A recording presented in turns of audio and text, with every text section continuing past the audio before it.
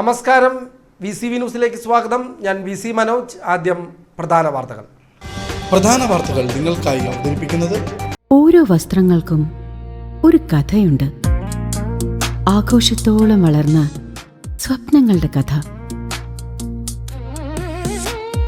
Beauty silks. വാക്കുകൾ നിശബ്ദമാകുമ്പോൾ വസ്ത്രങ്ങൾ സംസാരിക്കട്ടെ.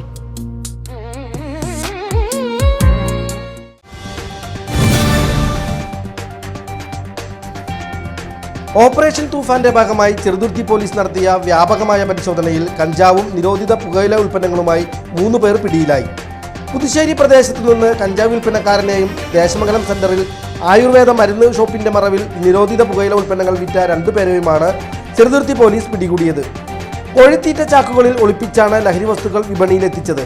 ഓപ്പറേഷൻ തൂഫാന്റെ ഭാഗമായി ഒട്ടനവധി ലഹരി കേസുകളാണ് ചെറുതുരുത്തി പോലീസ് പരിധിയിൽ പിടികൂടിയിട്ടുള്ളത്.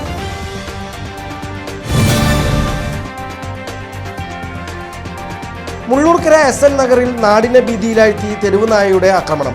കൊച്ചുകുട്ടിയും മദ്രസ വിദ്യാർത്ഥിയും ഉൾപ്പെടെ 4 പേർക്ക് തെരുവുനായയുടെ ആക്രമണത്തിൽ ഗുരുതരമായി പരിക്കേറ്റു. ഞായറാഴ്ച രാവിലെ മദ്രസയിലേക്ക് പോകുകയായിരുന്ന വിദ്യാർത്ഥികൾക്ക് നേരെയാണ് നായ ആദ്യം തിരിഞ്ഞത്. തുടർന്ന് മറ്റുള്ളവരെയും ആക്രമിക്കുകയായിരുന്നു. മേഖലയിൽ തെരുവുനായയുടെ ശല്യം രൂക്ഷമെന്ന് വാർഡ് മെമ്പർ.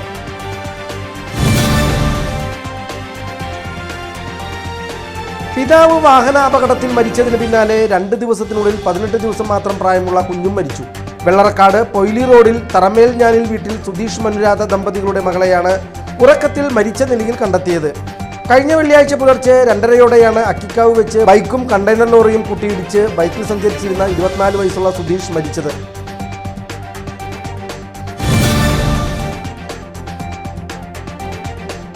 ജൂൺ 28 ലോക പൾസ് പോളിയോ ദിനാചരണത്തിന്റെ ഭാഗമായി ഞായറാഴ്ച 5 വയസ്സിൽ താഴെയുള്ള കുട്ടികൾക്ക് പോളിയോ തുള്ളിമരുന്ന് നൽകി.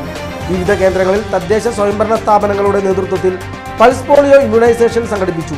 വടക്കാഞ്ചേരി ജില്ലാ ആശുപത്രിയിൽ നടന്ന പരിപാടി ജില്ലാ പഞ്ചായത്ത് പ്രസിഡന്റ് മേരി തോമസ് ഉദ്ഘാടനം ചെയ്തു.